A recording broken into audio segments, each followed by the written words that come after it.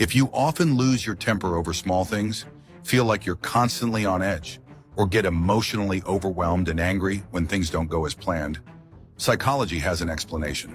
It's not simply because you have a bad temper. It's likely because you've been through a lot of pain and disappointment.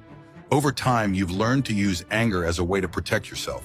There's a psychological term called Alexithymia, which describes a common personality trait, especially among our parents' generation. People with alexithymia struggle to process and express emotions in a healthy way.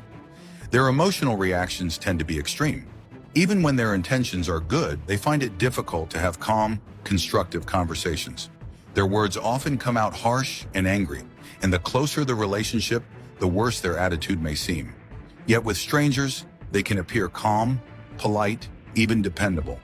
From a psychological perspective, this behavior often stems from how they were raised. They may have experienced neglect or harsh treatment, which shaped an unhealthy way of relating to those closest to them. This is different from narcissism, where someone intentionally hurts others out of selfishness. With alexithymia, anger is more of an automatic response. It's not intentional, it's just the only way they know how to communicate. If you grew up in this kind of environment, if your parents were like this, you probably faced constant criticism. No matter how big or small the issue was, you may have been ignored. No matter how hard you tried, it was never enough to meet their high expectations. You rarely, if ever, received praise or recognition. Only indifference, disappointment, or emotional neglect. That leaves a deep wound. You feel powerless and hopeless.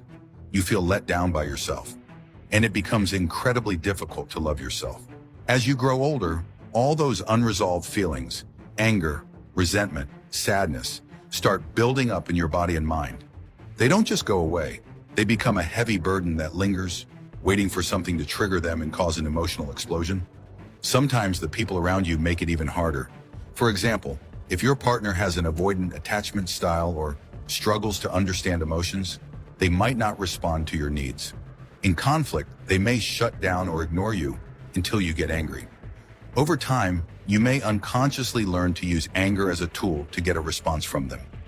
To regulate your emotions, you need to turn inward and go deep. Deep down inside you is a child who still carries all that pain, fear, and unmet need. Here's how you begin to heal. First, recognize your inner child. Acknowledge the wounded part of you. Understand that your anger is a defense mechanism, protecting those old wounds. Second, soothe the pain. Work on rebuilding your sense of safety, self-worth, and identity. Learn to give yourself the love and validation you've longed for. Third, build emotional resilience. As those wounds begin to heal, you'll find that what others say or do no longer affects you so deeply.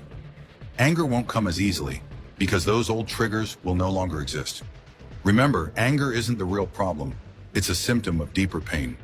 Heal the pain and the anger will naturally fade.